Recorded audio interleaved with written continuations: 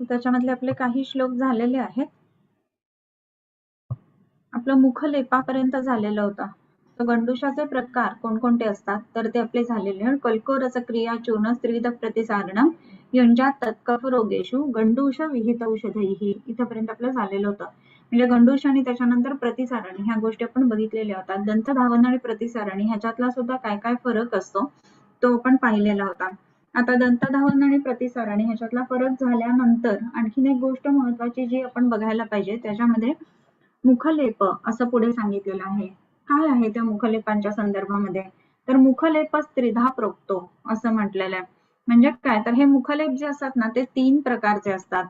कोणते तर मुखलेप त्रिधा दोष विषहा वर्णकृच्च म्हणजे दोष घालवणारा असा एक मुखलेप म्हणजेच शरीरातले वातपित्त कफांच्या वरती काम करणारा असा हा मुखलेप आहे. त्याच्यानंतर विषहा असा एक मुखलेप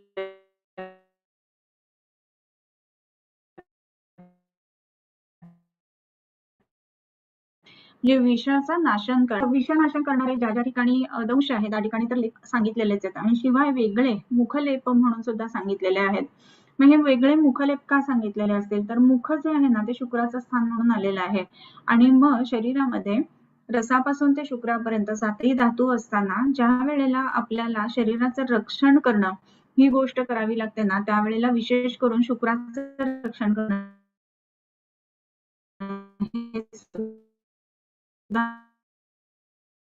महत्वाचं राहतं कारण शुक्र असतं परंतु शुक्र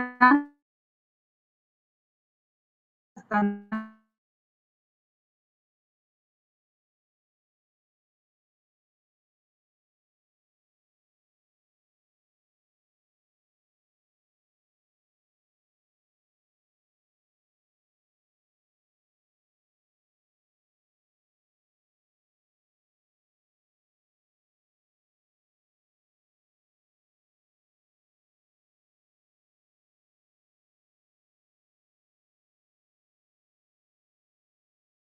हे सांगतो उष्ण वातकफ कफे शस्तः उष्णलेप जे आहेत ना तर ते वात कफांमध्ये लावावेत आणि शेषेषु अत्यर्थ शीतला हा शेष म्हणजे कोण उरलं तर पित्त पित्तासाठी लेप लावत असताना अत्यर्थ शीतल असे लेप लावावेत. आता मुखलेप हे लावत असताना वात पित्त आणि कफ या तीनही दोषांचा करणारे आणि म्हणून वात आणि कफाच्या संदर्भात वात शीतगुणाचा कफ शीतगुणाचा आणि म्हणून तिथे उष्ण हा शस्त हा असं म्हणलंय. उष्ण जे लेप आहेत तर ते शस्त आहेत किंवा योग्य आहेत आणि त्याच्यानंतर शेषेषु अत्यर्थ शीतलः किंवा इतर ह्याच्यामध्ये म्हणजे विशेष करून पित्त विकारांमध्ये अत्यर्थ शीतल असे लेप लावावेत. हे लेप किती जाडीचे असावेत हे पुढे सांगतात. त्रिप्रमाण चतुर्भाग त्रिभाग अर्धांगुली उन्नती अशुष्कस्य स्थितितस्य शुष्को दूषयति छविं तम आर्द्रयित्वा अपनयेत तद अंते अभ्यंगमाचरेत. आता हे पहिल्यांदा प्रमाण आपण बघूयात किती सांगितलंय. त्रिप्रमाण चतुर्भागः त्रिभागाः अर्धांगुली उन्नती असं म्हटलं. आता ह्याचे 3 प्रकार आहेत.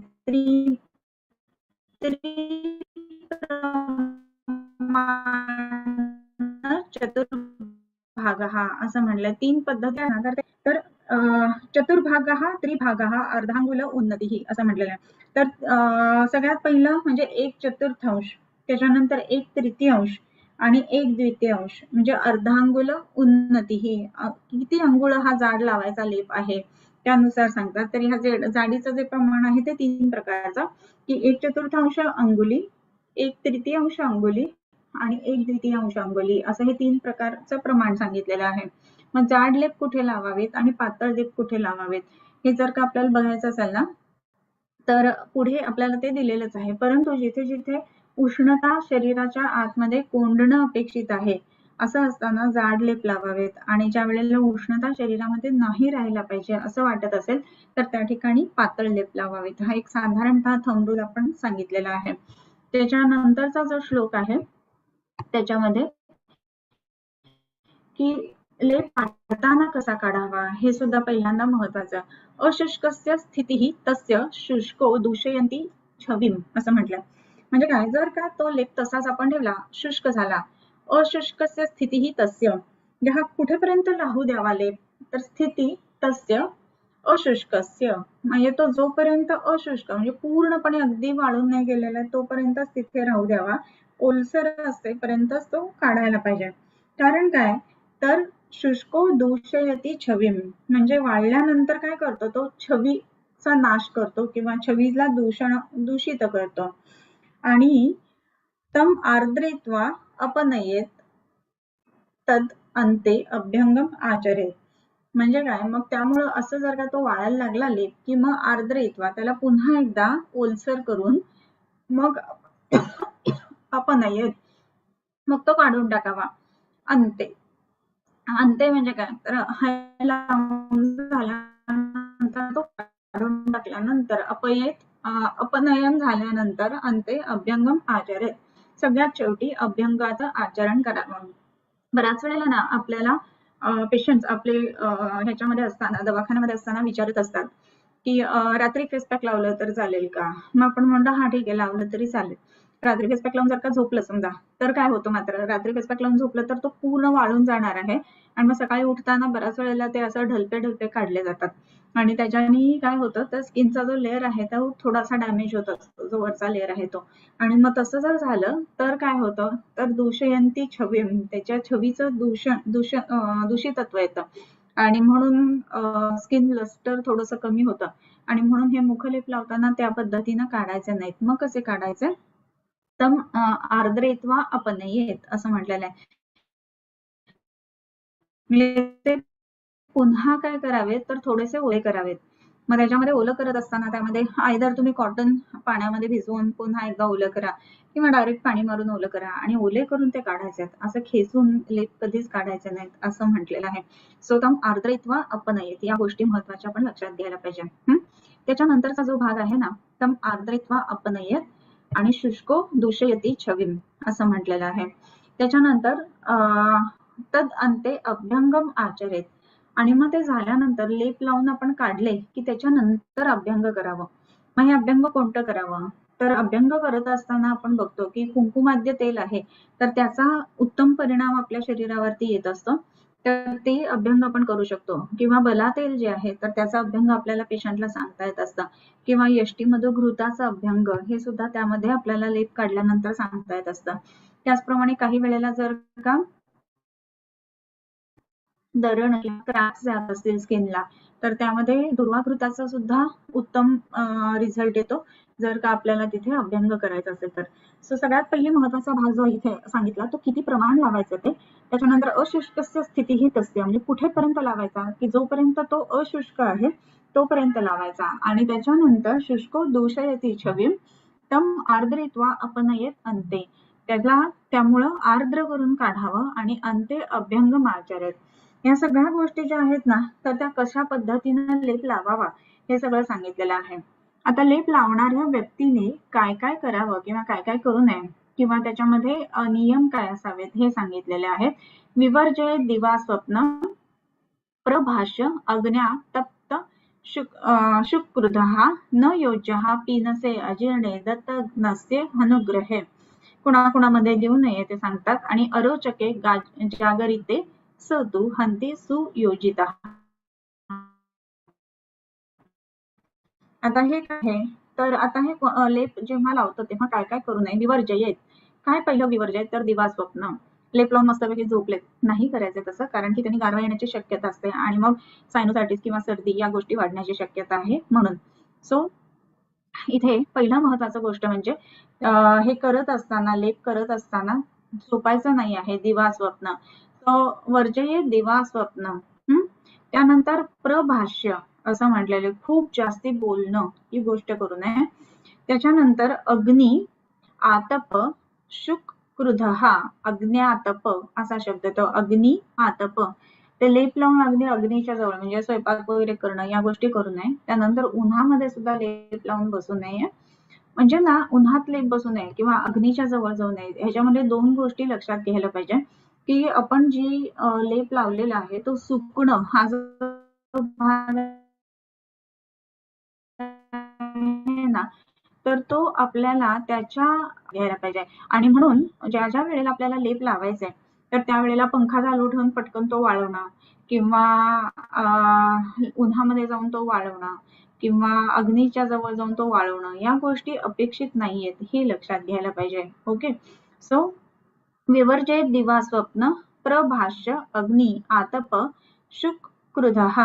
शोक आणि क्रोध या दोन्ही गोष्टी ज्या आहेत ना त्या सुद्धा वर्ज्य करायला पाहिजेत. म्हणजे मनाचे विकार जे आहेत ते सुद्धा नाही व्हायला पाहिजे. शोक आणि क्रोध ह्या दोन गोष्टी अशा आहेत की शोक झाल्यानंतर ना ड्रायनेस येतो शरीरामध्ये, एकदम तोंड सुकल्यासारखं होतं आणि क्रोधाने पित्त वाढत असतं. सो ह्या दोन्ही गोष्टी वर्ज्य करायला पाहिजेत. म्हणजे तो लेप योग्य वेळेला योग्य शरीरातल्या दोषांचं शमन झाल्यानंतर तो सुकेल.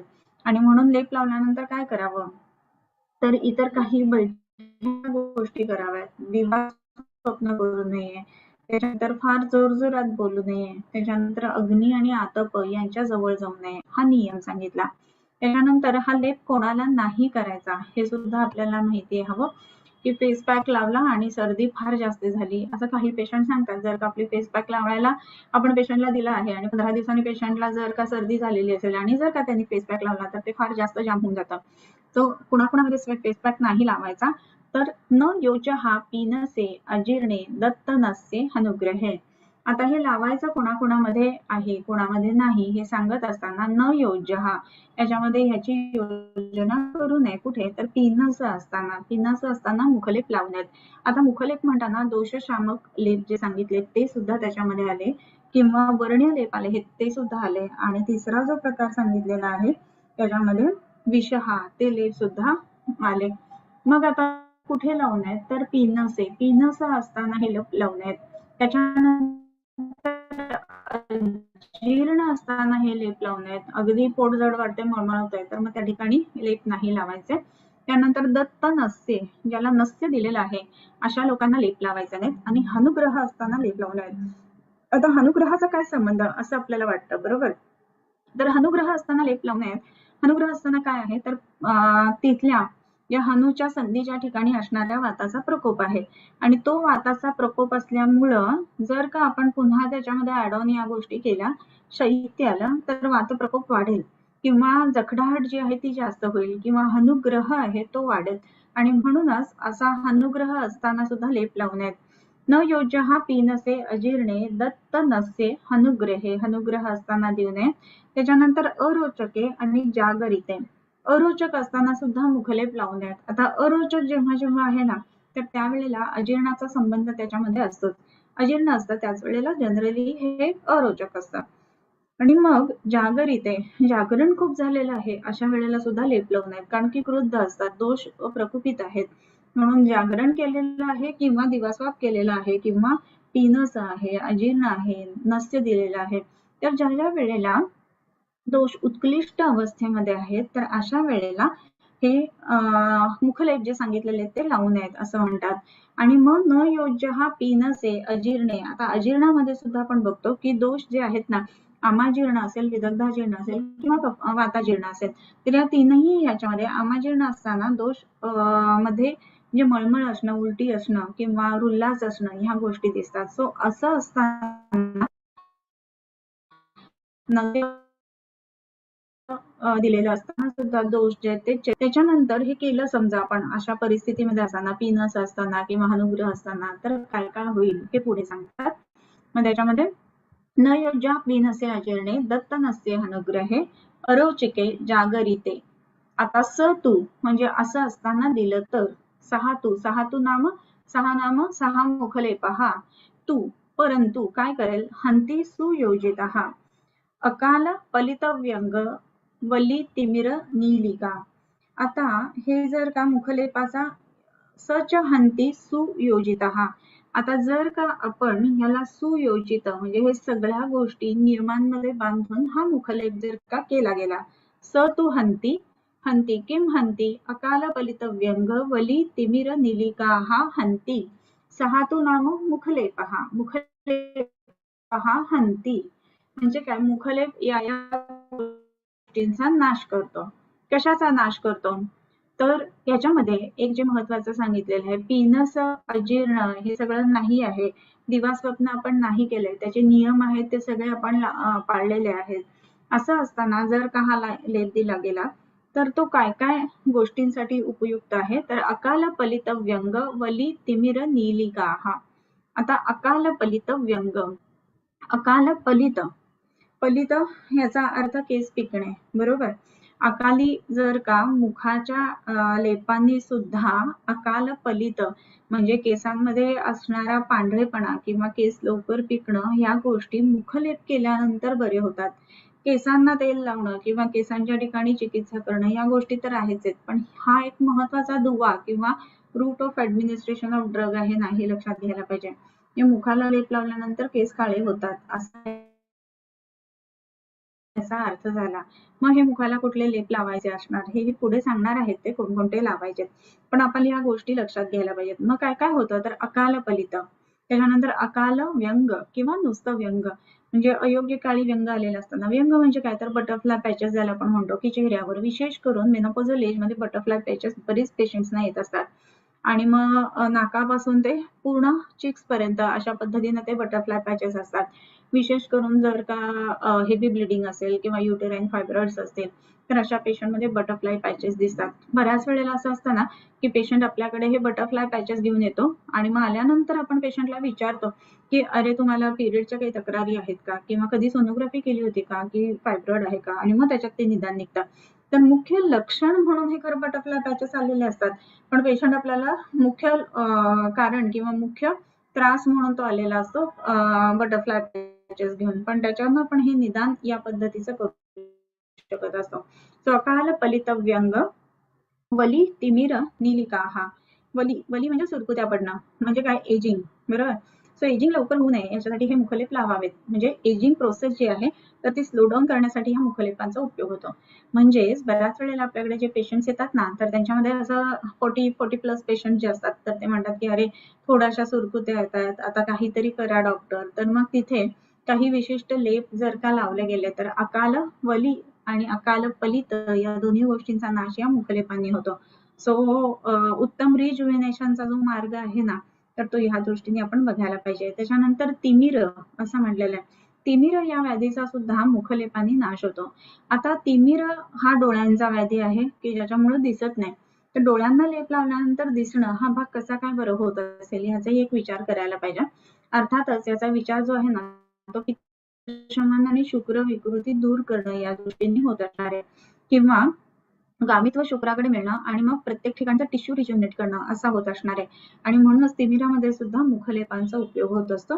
त्याच्यानंतर नीलिका असा शब्द आलाय. नीलिका हे दोन पद्धतीने घेतले जातात. नीलिका म्हणजे एक निळसर डाग पडणं की ज्याला आपण वेगवेगळ्या पद्धतीचे पिगमेंटेशन ऑन स्किन पॅचेस असं जे म्हणतो, तर त्याच्यासाठी सुद्धा या मुखलेपांचा उपयोग होत असतो किंवा तच स्थानी लावलेल्या लेपांचा उपयोग होत असतो. सो हे लेप कोणकोणते वापरावेत हे आता पुढे सांगतात. ओके. सो अरोचके जागरिते सतुहांती सुयोजितः अकाल पलित व्यंग वली तिमिर नीलिका. हा या सगळ्यांसाठी त्याचा उपयोग होतो. मग काय कशा कशाचे वापरावेत, तर कोल मज्जा वृषांमूलम शाबरम गौर सर्षपाहा तिम्ही मूलम तिला कृष्णा दार्वित्वक निस्तुषा यवाहा दर्भमूल हिमोशीर शिरीष शिरीष मिश्रितंडुलाः कुमुद उत्पल कल्हार दुर्वा मधुकचंदनम कालीयक तिल उशिर मांसी तगर पद्मकम तालीस गुंद्रा पुंड्राभयष्टी काश नत अगरू इति अर्धोर्दिता लेपाः हेमंतादिषु षट स्मृताः. आता हे जे सांगितलेत ना ते अर्ध श्लोकामध्ये सांगितलेले जे ऋतू आहेत ते ऋतूनुसार लेप लावावेत असं म्हटलेलं आहे. म्हणजेच काय, तर हेमंत, त्याच्यानंतर शिशिर, मग वसंत, ग्रीष्म, मग प्रत्येक वेगवेगळा लेप दिलेला आहे. कुठला कुठला लेप कोणकोणत्या महिन्यामध्ये लावायचा हे सांगितले. तर आता हे 6 लेप कुठले आहेत ते आपण बघूयात. तर त्याच्यामध्ये पहिला जो आलाय तो कोलमज्जा वृषांमूलम शाबरम गौर सर्षपाहा हा हेमंत ऋतूमध्ये लावावा.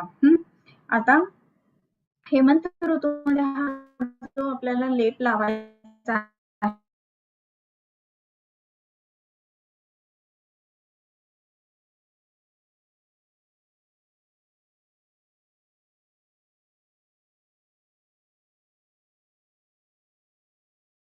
ऋतू आहे. या वेळेला काय लावायचं तर कोलमज्जा, वृषांमूलम, शाबरम, गौरसर्षपा.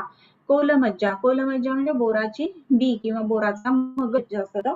त्याच्यानंतर वृषांमूलम म्हणजे काय तर अडुळसा किंवा वास्याचं मूळ. त्याच्यानंतर शाबरम म्हणजे लोध्राचा प्रकार. लोध्र आणि शाबर लोध्र असं जे आहे, पांढरं लोध्र म्हटलं जातं त्याला. आणि गौरसर्षप म्हणजे पांढरी मोहरी त्यामध्ये वापरावी. आता हे पांढरी मोहरी आणि लोध्र, त्याच्यानंतर वासा आणि बोर हे हेमंत ऋतूमध्ये वापरावं असं आलेलं आहे. तर हेमंत ऋतूमध्ये आपण बघतो की थोड्याशा उष्ण धर्तीवरची अशी उटणी वापरावीत असं आपण ऋतुचर्येमध्ये वाचलेलं असतं.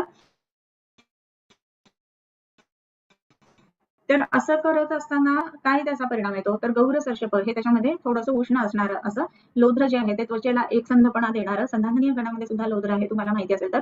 जर का त्वचेच्या ठिकाणी खड्डे असतील किंवा भरून येत नसेल तर त्या ठिकाणी सुद्धा ह्या लोध्राचा उपयोग खूप चांगला होतो.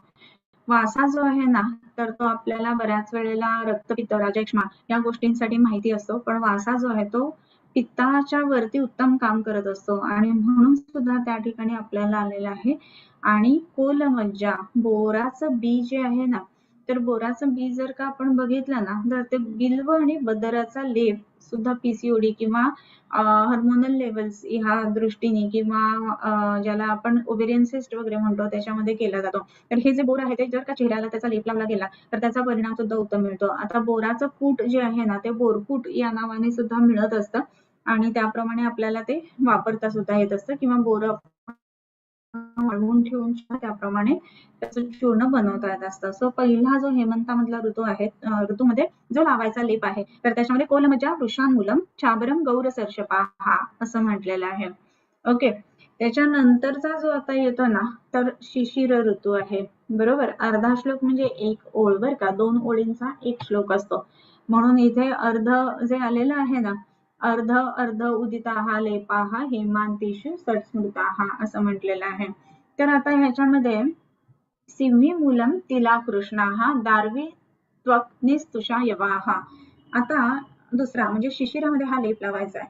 मग शिशिरातला लेप कुठला सांगितलाय तर सिंही मूल असं जे आहे त्याला डोरलीचं मूळ असं म्हटलं जातं. तिलाहा कृष्णाहा म्हणजे काळे तीळ. त्याच्यानंतर दारू हळद, त्वक दालचिनी आणि निस्तुषय म्हणजे त्याचं तुष काढून टाकलेले आहेत असे यव याचा लेप जो आहे ना तर तो शिशिरामध्ये लावावा. शिशिरामध्ये सुद्धा आपण बघतो की थंडी खूप आहे, गारवा आहे, म्हणून इथे सुद्धा काळे तीळ आलेले आहेत आणि काळे तिळाचा लेप इथे सांगितलेला आहे. आणि शिशिरामध्ये आपण बघतो की संक्रांती असते, सो संक्रांतीच्या वेळेला तिळाचे लाडू सुद्धा खायला सांगितले, सो शरीरामध्ये उष्णता यावी या दृष्टीने हा भाग सांगितलेला आहे. सो सिंही मूलम तिलाहा कृष्णाहा दार्वी त्वक्निस्तुषा यवाहा. आता त्वक जी आहे ना दालचिनी जी आहे ना तर त्याच्यामध्ये विशेष करून वातरक्ताचे जे पेशंट्स असतात त्यांच्यामध्ये सुद्धा दालचिनीचा लेप जर का लावला तर त्याच्यामध्ये पेन खूप चांगल्या पद्धतीने कमी येतं. गटियावात ज्याला म्हणतात ते, किंवा दुसरी गोष्ट म्हणजे लहान सांधे किंवा बोटांचे सांधे वगैरे जेव्हा दुखत असतात ना त्यावेळेला दालचिनीचा जर का लेप लावला गेला तर त्याचाही परिणाम पेशंट्स मध्ये खूप चांगला दिसतो. मग असं असताना आपल्याला अजून काही गोष्टी ज्या आहेत ना तर त्या महत्वाच्या इथे बघायला मिळतात. सो इथे दालचिनी कशासाठी आलं असेल तर तुम्ही बऱ्याच कॉस्मेटिक प्रोडक्ट्स मध्ये सुद्धा बघितलेलं असेल की ब्लीच वगैरे लावतात ना त्यावेळेला दालचिनी सारखा फ्लेवर असतो त्याच्यामध्ये. तर स्किनचे जे पिगमेंटेशन झालेले आहे किंवा स्किन मध्ये वेगवेगळ्या काय म्हणू टॅनिंगमुळे जे परिणाम आलेले आहेत तर ते घालवण्यासाठी म्हणून दालचिनीचा खूप चांगला परिणाम येतो. आणि विशेष करून काय म्हणू ज्याला की व्होलेटाईल ऑइल्स असणारी अशी ही दालचिनी त्यामुळे स्निग्धत्व शरीराला देते. शिशिर महिन्यामध्ये खूप जास्ती वृक्षता शरीरावरती असल्यामुळं वृक्षता पटकन येत असते आणि ती वृक्षता येऊ नये म्हणून सुद्धा ह्या दालचिनीचा उपयोग होत असणार आहे. सो कृष्ण तिल सुद्धा स्निग्ध असा लेप यावेळेला आलेला आहे, हे पण लक्षात घ्यायला पाहिजे. सो स्नेहन पण शरीरामध्ये त्वचेचं होणं आणि त्याच्याच बरोबरीनं काळे डाग निघून जाणं. विशेष करून तुम्ही बघाल की थंडीमध्ये स्किन जास्ती काळपट पडते, काळवंडल्यासारखी होते. तर का तर वात वाढल्यामुळं शैत्य हे कफ वाढल्यामुळे दिसत. प्रकारश्य आणि कारष्ण्य ह्या गोष्टी वात वाढल्यामुळे दिसतात. तर शिशिरामध्ये थंडीच्या कडाक्यामुळं, वृक्षतेमुळं काही वेळेला वातप्रकोप होऊन आपल्याला स्किन काळी पडल्यासारखी दिसते. तर तशी होऊ नये म्हणून तिथे कृष्ण तिल हे जे आलेले आहेत ना, तर त्याचा लेप आलेला आहे. तर सिंहीमूलम तिलाहा कृष्णाहा दार्वित्वक निस्तुषायवाहा. ह्याच्यानंतरचा जो लेप आलेला ना, तो हा वसंतामधला लेप आहे. बरोबर. हेमंत, शिशिर, शिशिर नंतर वसंत. वसंतामध्ये काय? दर्भमूल हिमोशिरो, शिशिरम, मिशी आणि तंडुला हा. आता ह्याच्यामध्ये दर्भमूल म्हणजे दर्भाचं मूळ, त्याच्यानंतर हिम, हिम म्हणजे काय? तर वाळा म्हटलेलं असतं, आणि हिम म्हणजे इथे पुढे लगेच उशीर असंही आलेलं आहे, किंवा चंदन आणि उशीर असंही. हिम म्हणजे चंदन असाही अर्थ त्याचा घेतला जातो. आता या ठिकाणी गर्देंच्या वाग्भटामध्ये हिम म्हणजे कापूर असा अर्थ घेतलेला आहे, तर तोही तसा संयुक्तिक वाटतो. सो दर्भमूल, हिम, उशीर. त्यानंतर शिरीष, शिरीषाचे त्या ठिकाणी वापरावे, शिरीषाचे. आणि तंडुल, तंडुल म्हणजे तांदूळ, ह्याचा लेप वसंतामध्ये वापरावा. आता वसंत ऋतू जेव्हा जेव्हा आपण बघतो ना, तर व्हायरल इन्फेक्शन खूप असतात. कांजिण्या, गोवर या गोष्टी वसंत ऋतूमध्ये खूप जास्ती प्रमाणामध्ये आपल्याला बघायला मिळत असतात. आणि हे सगळं करत असताना त्याच्यामध्ये हे रॅशेस येऊ नये, तर हा विशेष करून व्हायरल डिसीजेसचा महिना असं म्हणतो आपण. तर त्याच्यामध्ये शिरीष बरोबर आलेला आहे. तर शिरीषाची साल जी आहे ना, ती उत्तम विषग्न आहे, आणि म्हणून सुद्धा या ठिकाणी आलेली असावी. त्याच्यानंतर वसंतामध्ये कफाचा जरी आपल्याला संचय किंवा कफाचा वृद्धी जरी दिसत असली, तरी सुद्धा थंड लेप इथे आलेले, हिम आणि उशीर असं म्हटलेलं आहे. का? तर शरीराच्या आतमध्ये असणारी जी उष्णता आहे ना, तर त्याच्याने हा कफाचा प्रकोप होतोय. तर कदाचित तो थांबवण्यासाठी म्हणून हिम आणि उशीर असे लावायला सांगितलेत. आणि तंडूल, आता तंडुलाच्या संदर्भामध्ये म्हणजे राईस चे पावडर आपण त्या ठिकाणी घेऊ शकतो. तर घरामध्ये आपल्याला जर स्क्रब करायचं असेल ना, तर ते सुद्धा राईसने फार उत्तम पद्धतीने स्क्रब होत असतं. सो ते सुद्धा एकदा करून बघा, की ऑइल ऍप्लिकेशन करायचं कुंकुमादीचं वगैरे, आणि स्क्रब करण्यासाठी म्हणून राईस वापरायचा, तर खूपच चांगला परिणाम येतो राईस पावडरचा. आता इथे अजून एक गोष्ट मला सांगायची वाटते, की ह्या महिन्यामध्ये आपण बघितलं की व्हायरल डिसीजेस खूप जास्ती असतात. सो गोवर किंवा कांजिण्या, शीतला, मसुरिका आणि रोमांटिका असं 3 जे म्हटलेलं आहे. तर त्याच्यामध्ये अजून एक भाग इथे सांगावासा वाटतो, की विसर्प सुद्धा ह्या महिन्यामध्ये काही वेळेला बघायला मिळत असतो.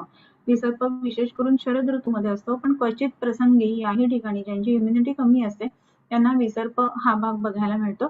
किंवा अशा वेळेला तिथे दुर्वा आणि तंडुल यांचा लेप जर दिला गेला, तर त्याचाही परिणाम उत्तम दिसत असतो. सो त्याच्यामुळे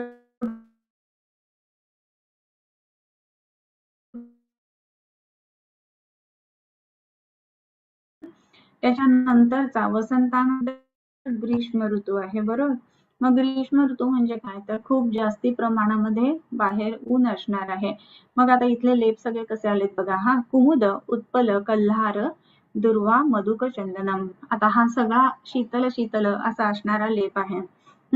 मग त्याच्यामध्ये कुमुद, कुमुद म्हणजे काय? तर रात्री उमलणारं जे कमळ असतं ना, त्याला कुमुद असं म्हटलं जातं. त्याच्यानंतर उत्पल म्हणजे सकाळी सूर्यविकासी कमळ जे असतं त्याला उत्पल म्हटलं जातं. म्हणजे दोन्ही प्रकारची कमळं जी आहेत ती. त्याच्यानंतर कल्हार, कल्हार म्हणजे काय? तर शेवाळाचा जो प्रकार असतो ना, तर त्याला कल्हार असं म्हटलं जातं. हे जे शेवाळ असतं ना, ते विशेषत्वाने आपण बघतो की गारवा असणार असतं, कारण की शेवाळ जे असतं ना, तर ते पाण्यामधून येत असतं. बरोबर. सो त्याच्यामुळे शेवाळ पाण्यात येत असल्यामुळे त्याच्यामध्ये स्वतःचा अंगभूत गारवा खूप मोठ्या प्रमाणामध्ये असतो. आणि कुमुद, उत्पल, कल्हार. त्याच्यानंतर दुर्वा, दुर्वा सुद्धा थंड आहेत, शीतल आहेत, आणि दुर्वा पण त्या ठिकाणी येतात. त्याच्यानंतर मधुक, यष्टी मधू आणि चंदन, हे सगळ्या शीत गोष्टी ज्या आहेत ना, तर ह्या टिपिकली ग्रीष्म ऋतूमध्ये वापराव्यात असं म्हणून आलेलं आहे. तर ग्रीष्म ऋतूमध्ये अंगाची लाही होते, उष्णता असते. काही वेळेला जेव्हा लोकांना न्यूरोपॅथीज वगैरे असतात, तर त्यामध्ये सुद्धा दाह जास्ती असतो. तर आपण ह्या पद्धतीनं तो न्यूरोपॅथीचा दाह जो आहे ना, त्याच्यामध्ये सुद्धा हा लेप वापरता येईल असं एक मला वाटतं. सो दर्भमूल, हिम, उशीर, शिरीष, मिशी, तंडुलाहा. याच्यानंतर कुमुद, उत्पल, कल्हार, दुर्वा, मधुक, चंदनम. आता ह्याच्यातली जी यष्टी मधू आहे ना, तर ते रसायन पण आहे. त्याच्यानंतर यष्टी मधू जी आहे ना, तर ती संधाननीय किंवा काय म्हणतो आपण जे उत्सादन लेप जे आलेले आहेत ना त्याच्यामध्ये येते. म्हणजे उत्सादन म्हणजे जिथे खड्डा पडलेला आहे ना तो भरून आणण्यासाठी म्हणून यष्टी मधून सुद्धा उपयोगी पडत असते. सो अशा वेळेला पिंपल्समुळे पडणारे जे डाग अशा वेळेला सुद्धा हा आपल्याला नक्की वापरता येईल. ओके, सो कुमुद उत्पल कल्हार दुर्वा मधुपचंदनम हा झाला आपला ग्रीष्म ऋतूमधला. ग्रीष्म नंतर कोण येणार आहे तर वर्षा ऋतू येणार आहे. मग वर्षा ऋतूमध्ये काय आले बघा, हा कालियक तिल उशीर मावसी तगर पद्मकम. आता याच्यामध्ये गारवा आहे कुठल्या आपल्या वर्षा ऋतूमध्ये, परंतु गारवा असला तरी सुद्धा पित्ताचं प्राधान्य असतं आम्ल विपाकी असल्यामुळं आणि शिवाय शैत्य एकदम आल्यामुळं वात विकृती असते किंवा वात प्रकोपित असतो. मग या ठिकाणी कालियक तिल उशीर मावसी तगर पद्मकम या गोष्टी आलेल्या आहेत. आता कालियक म्हणजे काय तर चंदनाचा वेगळा प्रकार कालियक असं म्हटलेला आहे. त्याच्यानंतर तिल उशीर तिल उशीर, त्याच्यानंतर मावसी जटा मावसी तगर आणि पद्मकाष्ठ या गोष्टी वापराव्यात. आता इथे परफेक्ट पद्मकाष्ठ कसं आलंय बघा. पद्मकाष्ठ कसं आहे तर विसविशीतपणा अंगातला कमी करणारा, क्लेद कमी करणारा असं आहे. सो क्लेद कमी व्हावा ह्या दृष्टिकोनातून हे खूप महत्वाचा भाग आहे की बरोबर ह्याच्यामध्ये असा हा पद्मक किंवा पद्मकाष्ठ आलेला आहे. त्याच्यानंतर वर्षा, त्याच्यानंतर आता लास्ट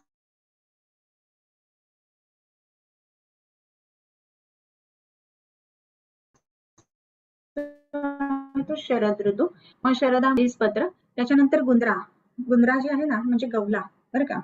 गवला जो आहे ना तो सुद्धा ह्याच्यामध्ये काय म्हणतो खड्डे भरून आणण्यासाठी म्हणून खूप चांगला होता. म्हणजे स्किनची होमोजेनिसिटी त्यांनी खूप चांगल्या पद्धतीने वाढते. सो तालीचं पत्र गुंद्रा, त्याच्यानंतर पुंड्रा पुंड्र पुंड्राव यष्टी काश नत आणि अगरू. नत म्हणजे तगर आणि अगरू. आता ह्याच्यामध्ये काश म्हणजे कसे गवत, नत तगर आणि अगरू ह्या सगळ्या गोष्टी ज्या आहेत ना तर त्या लेपासाठी वापराव्यात. इति अर्ध अर्ध उदिता लेपा हा याप्रमाणे जे अर्धे अर्ध्या श्लोकामध्ये सांगितलेले हे जे लेप आहेत ना ते हेमंतादिषु षट स्मृता हेमंत इत्यादी ऋतूंमध्ये वापरावेत. आता हे 6 लेप विशेष करून त्या त्या अवस्थांमध्ये किंवा त्या त्या ऋतूमध्ये सांगितलेले आहेत. आता आपल्या समोर जेव्हा पेशंट येतो ना त्यावेळेला तोच ऋतू असतो आणि तोच लेप लावला जातो असं होत नाही बऱ्याचदा. परंतु दोषांनुसार सुद्धा आपल्याला ठरवावं लागतं की कोणता लेप लावायचा आहे. समजा पेशंट प्रधान तिच्यामध्ये पिंपल्स खूप जास्त दिसत आहेत असं असताना आणि बाहेर समजा वर्षा ऋतू असेल तरी सुद्धा आपल्याला वापरत असताना तिच्या शरीरामध्ये कुठला ऋतू आहे हे बघून आपल्याला औषधं द्यावी लागतात. म्हणजे बऱ्याच वेळेला आपण ऋतू म्हणत असताना निसर्गातला ऋतू असं बघतो, ते ऋतू असं म्हणत असताना त्या त्या पेशंटच्या शरीरातला ऋतू असं सुद्धा बघायला हवं. सो दोषांची स्थिती जशी आपण निसर्गातली बघतो तशी दोषांची स्थिती शरीराच्या आतली कोणती आहे ते बघून त्याप्रमाणे आपण कोणते लेप लावावेत हे ठरवू शकतो. सो याप्रमाणे हे 6 लेप वेगवेगळे जे आहेत ना तर ते आपल्याला या ह्याच्यावरती काय म्हणावं एकेका ओळीमध्ये किंवा अर्ध्या अर्ध्या श्लोकामध्ये सांगितलेले आहेत. सो आपण पुढचा एक श्लोक वाचूया. ओके, सो इथे अर्ध अर्ध उदिता लेपाः हेमंतादिषु षट स्मृताः असे 6 लेप सांगितलेले आहेत. त्यानंतर मुखालेपन शीलानां दृढं भवति दर्शनम् अपरिम्लानं श्लक्ष्णं तामरसोपमम्. आता नित्य जो मुखलेप करतो तर त्याला काय काय परिणाम येतात त्याच्यावरती किंवा त्याच्यामध्ये शरीरात काय काय बदल होतात तर मुखालेप शीलिनाम शीलिन ह्याचा अर्थ नेहमी करणारा बरं का.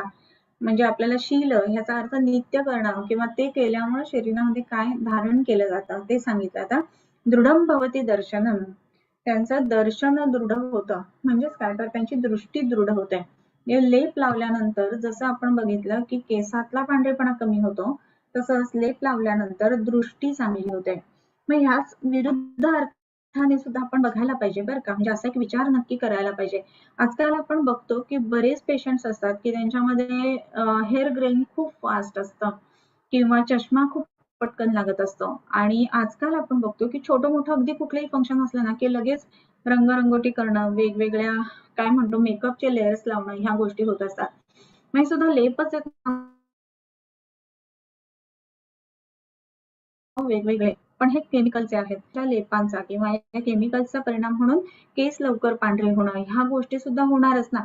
जर लेप लावल्यानंतर योग्य ते केस काळे होत असतील तर अयोग्य त्या गोष्टी चेहऱ्याला लावल्यानंतर त्याचा परिणाम किंवा त्याचं गामित्व हे केसांकडे राहणारच की नाही. सो या दृष्टीने ह्या वेगवेगळ्या लेपांचा किंवा रादर फेस साठी जे जे कॉस्मेटिक्स वापरले जातात तर त्याचाही आपण विचार नक्की करायला पाहिजे. सो मुखलेपनशीलानां दृढं भवति दर्शनम. एक तर त्यांची दृष्टी बळकट होते, म्हणजे आपल्याला जर का 80-90 पर्यंत दृष्टी आपली उत्तम राहावी असं वाटत असेल तर मुखलेप लावावेत असा त्याचा अर्थ. वदनमच्या अपरिम्लानम.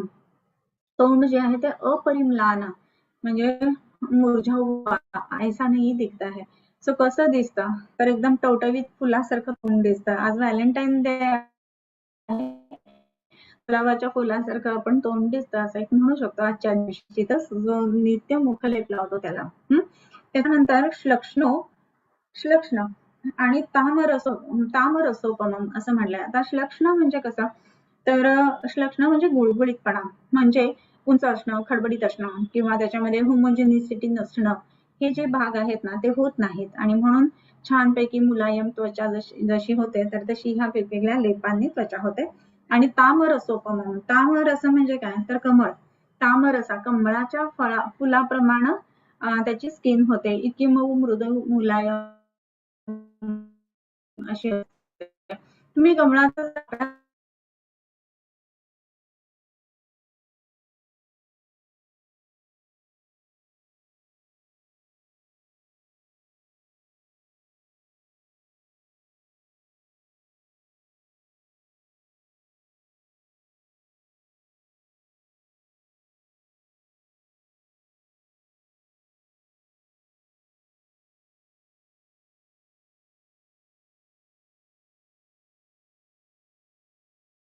रसोपमम. आता ह्याच्या पुढचा जो भाग आहे त्याच्यामध्ये अभ्यंगसेक पिचवहा बस्तिश्चेती चतुर्विधम मूर्ध तैलम बहुगुणम तद्विद्यात उत्तरोत्तरम. आता हे वेगवेगळे स्नेहनाचे किंवा अभ्यंगाचे किंवा स्नेह करण्याचे प्रकार सांगतात. कोणकोणते तर अभ्यंग सेक पिचू बस्ती हे 4 प्रकार. आता अभ्यंग म्हणत असताना त्याच्यामध्ये मूर्ध तेल बहुगुणम दत्त्या विद्यात उत्तरोत्तरम.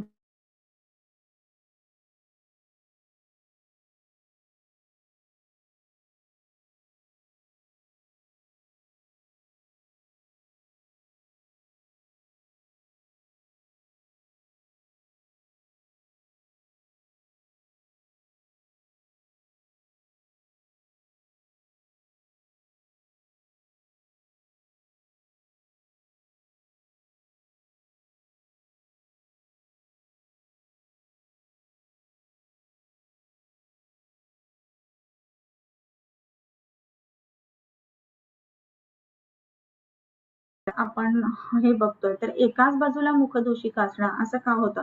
बऱ्याच वेळेला पेशंट असं सांगतात की एका बाजूला नसते एका बाजूला असतं आणि फोटोजेनिक चेहरा जो आहे ना तो वन साइडेड असं. कुठला तरी एक पिक्चर होता की ज्याच्यामध्ये अर्धा चेहरा खराब असतो, मधमाशांनी हे केलेलं असतं वगैरे. सो तो मुद्दा भाग वेगळा राहिला. परंतु याच्यामध्ये ज्या वेळेला आपण चेहऱ्याचा विचार करतो ना तर त्यामध्ये या 2 नाड्या बघतो. तर पिंगला उजव्या बाजूला उष्ण नाडी असते आणि म्हणून सर्वसाधारणतः उष्णता दाखवणाऱ्या ज्या ज्या गोष्टी असतात ना त्या राईट साइडेड उजव्या बाजूला पिंपल जास्त दिसतात असं दिसून येतं. डाव्या बाजूला त्या मानाने पिंपल्स कमी असतात पेशंटला. सो त्या दृष्टीने उष्णता जर वाढलेली असेल तर त्याप्रमाणे चिकित्सा करायला पाहिजे. हा एक भाग लक्षात घ्यायचा आणि मग त्यामध्ये मुखलेप लावताना किंवा नस्य करताना विशेषत्वाने त्याचा आपण विचार तसा करायला हवा. ओके. मेलाझ्मा मध्ये कोणत्या लेपाचा उपयोग होतो. ओके. मेलाझ्मा जर असेल ना तर टिपिकल पेशंटला ते टॅग्स असतात. तिथे अग्निकर्म जर केला ना मेलाझ्मावर तर खूपच चांगला परिणाम दिसतो पेशंटला बरं का, लवकर कमी येतं. आणि दुसरी एक गोष्ट म्हणजे त्याच्यामध्ये यवक्षार आणि हे सुद्धा तर त्याचे धागे बांधणं असं सुद्धा काही वेळेला त्वकशेला जसं करतो ना तसं करता येत असतं. कारण काही वेळेला ते मेलाझ्मा खूप पेनफुल असतात आणि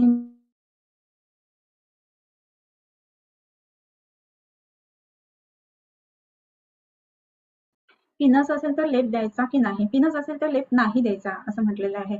आता हे न दद्यात असं म्हटलं, सर्दी असताना वगैरे असं नाही, नस्य दत्त नस्य असताना सुद्धा लेप नाही द्यायचा आणि पिनस असताना लेप नाही द्यायचा. ओके. मग आता हे जे लेप आहेत ना ते मुखलेप सांगितलेले आहेत.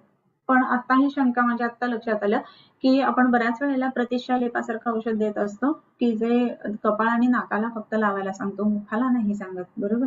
सो कपाळ आणि नाकाला हे जर प्रतिष्ठा लेपासारखे लेप लावले गेले ना तर ते सुद्धा धुताना ओले करून धुवायचे हे मात्र सांगायला पाहिजे. ओके. 54 एजलाही रेग्युलर नॉन प्रॉब्लेमॅटिक पिरियड चालू असताना नॉर्मल आहे का? असं नाही, अति पंचाशतक्षयम असं जर म्हटलेलं असेल तर 50व्या वर्षी सर्वसाधारणतः पिरियड्स थांबायला हवेत. त्याच्यामध्ये अजून एक दिसते की फॅमिली हिस्ट्री जशी 51-52 याही वयापर्यंत जातात, पण 54 पर्यंत जर जात असेल अगदी रेग्युलर विदाउट एनी प्रॉब्लेम जरी सुद्धा असेल ना तरी सुद्धा हे योग्य नाही, कारण ही रक्तपित्ताची संप्राप्ती धरायला पाहिजे, कारण की एवढे एक्सटेंड होणं ही गोष्ट योग्य नाही. मग त्या ठिकाणी काही वेळेला डायबेटिक पेशंट्स असतील ना तर त्यामध्ये सुद्धा अशा पद्धतीनं विसविशीतपणा आल्यामुळं किंवा काय म्हणू आपण क्लेद वाढल्यामुळं गर्भाशयाचा आकार मोठा असतो आणि ह्यांच्यामध्ये जर सोनोग्राफी करून बघितली ना तर बऱ्याच वेळेला थिक एंडोमेट्रियम हा एक रिपोर्ट असतो किंवा दुसरं म्हणजे गर्भाशयाचा आकार मोठा झालेला असणं हा एक रिपोर्ट असतो. सो त्यानुसार इथे पद्मकाष्ठ, मांसपाचक ह्या गोष्टी वापरायला पाहिजेत मनुकांबरोबर. त्याच्यानंतर कांचननार गुगुळ, कोंबडनखी गुगुळ हे वापरायला पाहिजे आणि प्रमेहातली औषधं वापरली तर मग हे पिरियड्स थांबायला मदत होत असते. परंतु 54 हे एज काय चांगलं नाही फारसं पिरियड यावं ह्याच्यासाठी. की वजह से जो काश ड्रायनेस डार्कनेस हो जाता है उसमें तेल लगा सकते हैं क्या? अगदीच लावू शकतो, नक्कीच. कारण की कार्श आणि कार्शने ह्या दोन्ही गोष्टी वातामुळे दिसतात आणि तिळतेल हे उत्तम वातशमन आहे, त्यामुळे आपल्याला नक्की लावता येत असतं. प्रतिमर्श नस्य केल्यानंतरही मुखलेप लावायचा का नाही? नस्य झाल्या नाही लावायचा. म्हणजे आज नस्य दिले तर आज दिवसभरात लेप लावायचा नाही असं नाही, परंतु नस्य दिल्यानंतर इमिजिएटली दत्त बसती असं जे म्हटलं ना, दत्त नस्य नस्य दिल्या नाही लावायचा, पण नंतर काही काळ लावू शकतो. समजा नस्य तुम्ही सकाळी 11 वाजता देत असाल तर संध्याकाळी लेप लावता येतात. ओके. त्यानंतर अजून एक प्रश्न आहे, यष्टी तेल हे काय? कुठे गेलं?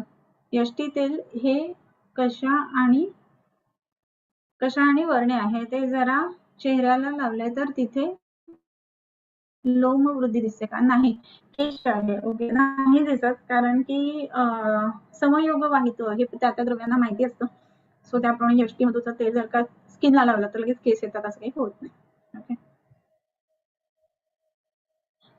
तिमिर पेशंट मध्ये या लेपाचे बिडालक देऊ शकतो का?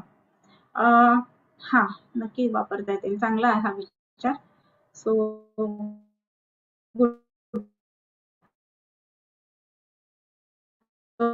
वेगवेगळे जे लेप आलेले आहेत की जे तिमिरामध्ये विशेष द्यावे